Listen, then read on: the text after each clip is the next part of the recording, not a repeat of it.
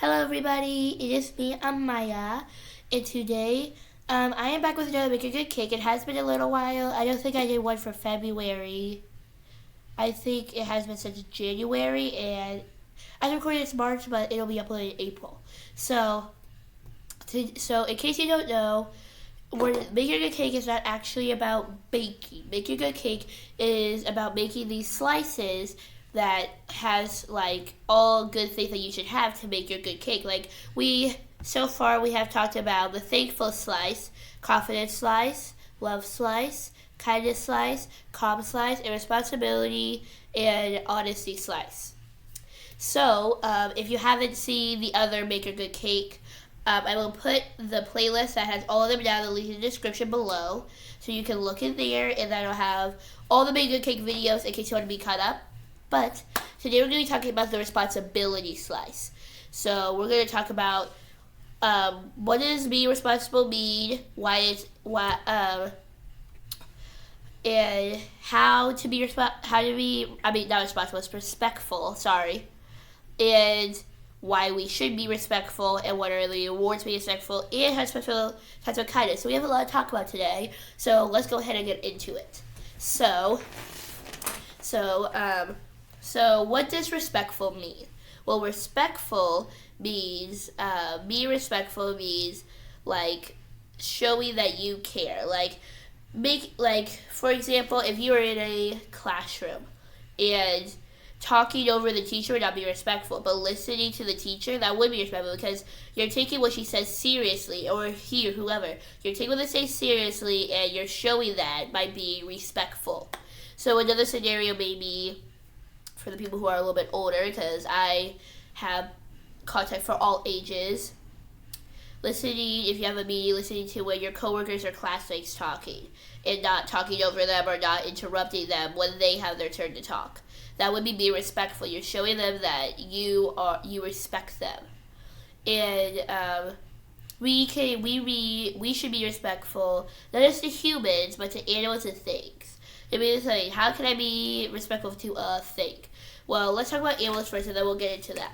So, being respectful to animals is like, not doing mean things to them, not hitting them, not like doing stuff like that, because that would just be rude. Okay, I just switch a little bit, then just the way that doesn't block your eyes. Anyway, not hurting them, which hopefully you don't do that. Be respectful to them is just like giving them their needs and loving on them and stuff like that.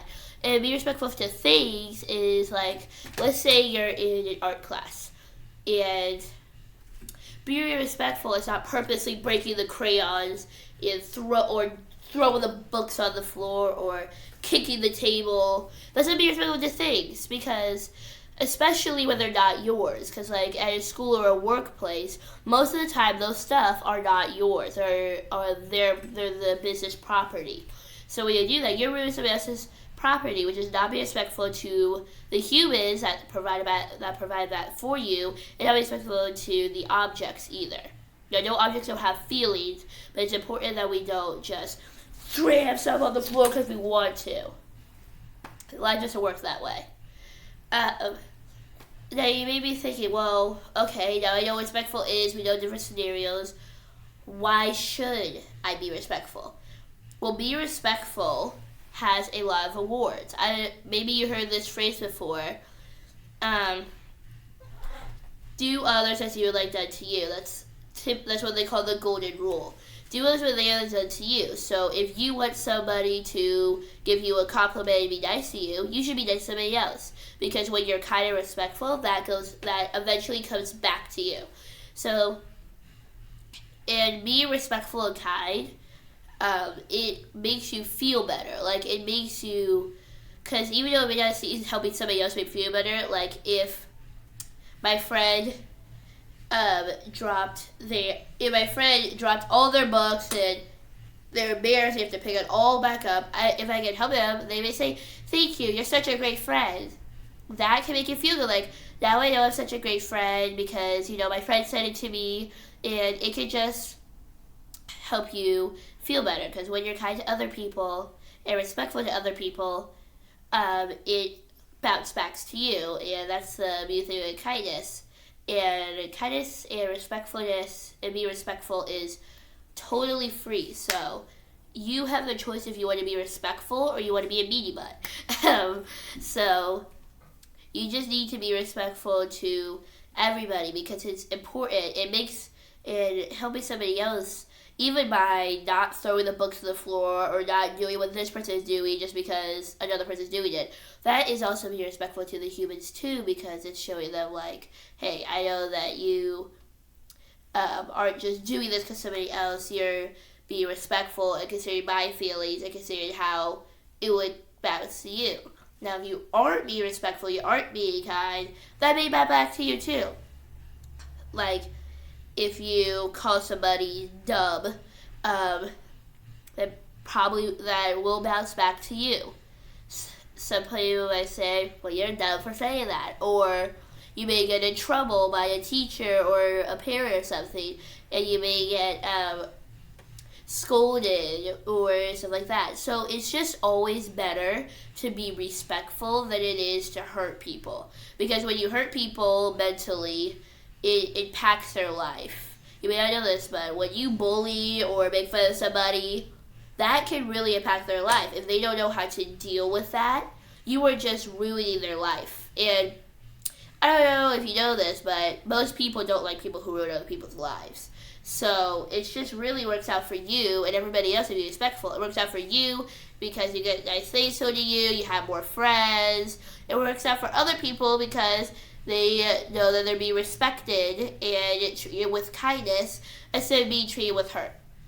Because you don't want to be known, because if you are being rude and not respectful to people, they aren't going to be respectful to you because they know, oh, well, they're going to be respectful to me. Why the heck should I be respectful to them? And sometimes it's hard to be respectful when people are rude. Like if somebody called me dumb and ugly, it would be very hard not to just snap at them like that. But it's good to stand up for yourself. You need to stand up for yourself. If somebody's being rude to you, you need to stand up because that's being respectful to yourself too. That's being kind and loving and respectful to yourself. Say, hey, I don't like what you said to me, and that's rude, and that's rude. I would like you to stop. If they keep on doing it, that's when you can tell an adult, and stuff like that. So, it just works out 10 times better. Because when you because if you are going to be rude to somebody else, you're also being rude to yourself. Because being rude to somebody else, well, they're going to know, oh, this person's rude, I don't want to hang around them. And they start talking about you and saying, oh, this person's rude. Well, that's just going to impact you too, because now nobody wants to hang around you because they know you're rude. And the people who do want to hang around you are probably rude too, because typically rude people hang around rude people, nice people hang around nice people. That's typically how it works. So you don't want to be the person known for being mean and not respectful. And I know sometimes it's hard not to snap or just to throw stuff and have like a tantrum, but it's going to work out a lot better if you can control that. Sometimes like deep breaths can help, like in the calm slice video, which remember the place down in the description below. In the calm slice video that I did with Teddy, we went through many coping skills, and one of the coping skills is deep breathing. So I kind of remember like this: smell the flowers. They're going to hold, and they're going to blow out the candles. Can you breathe, you inhale with your nose, exhale through your mouth. And that can help you when you are feeling like you don't want to be respectful or feeling like you're having a hard time focusing or being kind of respectful. And sometimes if you just really are, if you're just like, I'm so angry, I'm ready to throw everything on the floor and start screaming, that's just a good time if available. I know sometimes it's harder, like public, if you're at the store, you can't really just go out and take a break. But if you can, it's very helpful to take a break. Take a break for about 10 to 15 minutes. And then go back to it with a clear mind, that your mind is not so full of that anger and anxiety and stuff. It's more clear, and that because when you get scared or angry, and you're doing something that makes you scared or angry, it just intensifies it a lot more. And it does help to just take a break. It also helps to do deep breathing. Another strategy is like the box where you go. You breathe in, hold it, breathe out, and hold that deep breath. Do that a few times. You can draw it like I just did, like a box, or you can just kind of draw it in your head. And that can help too. Either way, it can help you. Either way, it's the same strategy. It's just if you want to draw it out physically or mentally. It's just deep breathing, but it can help. So, like, let's say you're in a store and you can't just go, and you're just so angry because you had a bad day and you just don't want to talk to anybody and everything's making you mad, and you can't just take a break because you need to get this done. You could just pause. I would say take about 3 to 5 deep breaths, like this.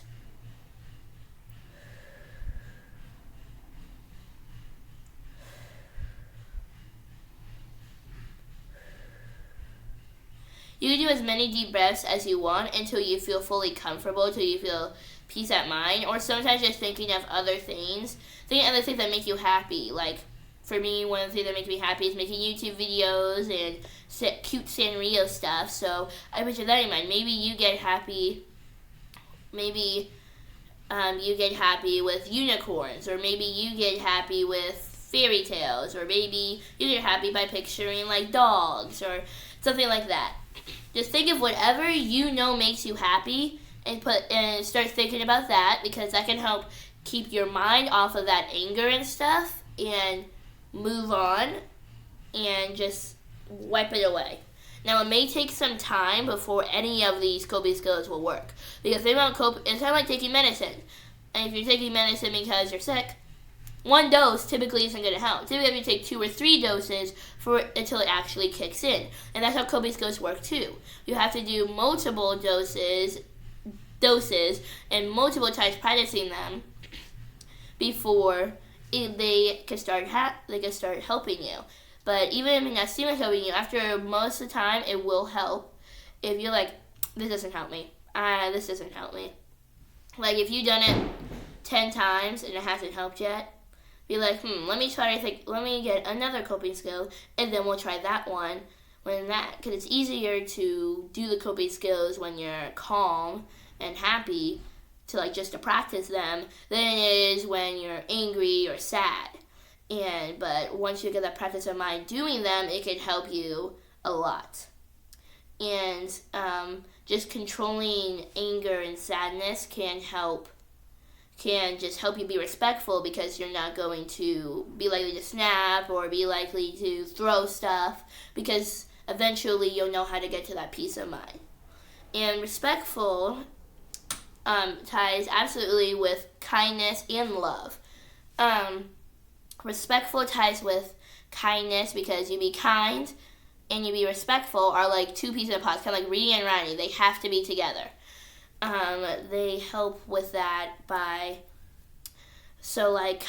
kindness is when you are being kind to people, when you're saying nice things to people. Respectful is when you're respecting people. Well, respecting people and respect people and doing what you're told and stuff is being kind to people, and being kind to people is also being respectful to people, and being respectful to people shows that you love and care about them, and being kind to people shows that you respect and care about them. So it just all ties together. So it just all ties together to one huge slice. But let's go ahead and review what we talked about. So we learned about what respectful means, how to be respectful to humans, animals, and things, why we should be respectful, and the rules being respectful, how to control anger and stuff when we feel like not being respectful, and how respectful ties to kindness. We talked about a lot in this episode, actually. Well, I hope that this helped you. If you think it would help anybody else that maybe you know personally, I like to share it. If you enjoyed the video, leave a like and subscribe to Amai's Playtime so we have more time playing together. And I'll see you next time. Bye, everybody.